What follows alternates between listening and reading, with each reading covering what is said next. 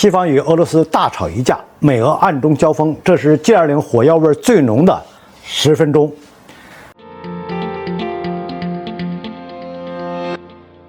各位朋友，大家好，我是严树军，欢迎收看严树军论评。今天我们论评的主题是西方与俄罗斯大吵一架，美俄暗中交锋，这是 G20 火药味最浓的10分钟。果不其然，这次的 G20 外长会彻底演变为一场针对俄罗斯的围剿。这次印度确实尽力了，身为轮值主席国的印度已经尽可能地将俄乌问题排除出 G20 的议程。但这一次的 G20 外长会仍然被俄乌冲突的阴影所笼罩。以美国为首的西方国家外长与俄罗斯外长在会议上展开了激烈的交锋。说一句，俄罗斯外长舌战群儒也不为过。当然，火药味最浓的还是拉夫罗夫与布林肯私下交谈的10分钟。按照美国媒体的报道，在这短短的10分钟时间里，布林肯向拉夫罗夫提出了3个要求：一、释放被关押在俄罗斯的美国前海军陆战队队员保罗·惠兰；二、俄罗斯应改变暂停履行新削减战略武器条约的决定；三、在俄乌问题上，美国必将坚定支持乌克兰。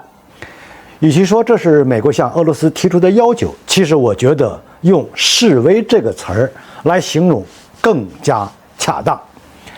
而且美国媒体也并未提到拉夫罗夫对此的反应。不出意外的话，俄罗斯外长的回应也相当强硬，只不过被美国媒体选择性报道了。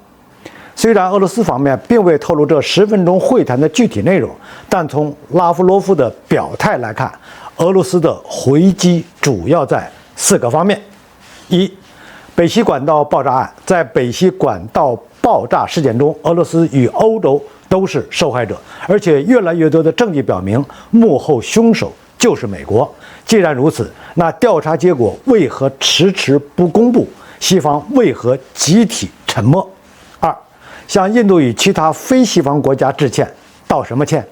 按照拉夫罗夫的说法，西方将一切责任归咎于俄罗斯，并因此在 G20 外长会上对俄罗斯发起了讨伐，最终让所有人都非常期待的 G20 演变为一场闹剧。俄罗斯为此深表歉意，看似致歉，实则满满的讽刺。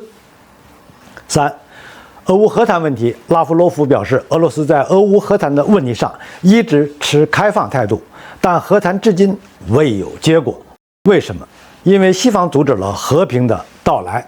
四、为中国打抱不平。老实说，拉夫罗夫这番发言让人听得神清气爽。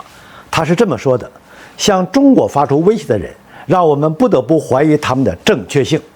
我们的西方同事已经失去了自制力，举止很不好。他们早已把外交搁置一旁，完全转向勒索和威胁。实际上，我们也看得出来，相比于布林肯那赤裸裸的挑衅威胁，在我们看来，拉夫罗夫的发言更具外交艺术，也更有大国风范。其实，在这次 G20 外长会上，自私且狭隘的不仅仅是布林肯，最典型的就是日本外相林芳正，居然为了在国会那53秒的答辩，拒绝出席 G20 外长会。然而转过头来又跑去参加美日印澳4方对话去了，这是一个21世纪文明国家应有的外交态度吗？更别说所谓的美日印澳4方对话，就是一个赤裸裸的军事同盟，其建立的目的就是搅局亚太，围堵中国。从严格意义上来说，在这次 G20 外长会议上，中俄其实有相似的处境。俄罗斯遭受整个西方世界的群起围攻，而中国则是被美日印澳暗戳戳的针对。但这种情况只是暂时的，总有一天被整个西方世界群起围攻的会变成我们，因为从一开始我们和美国就不是一条道上的人。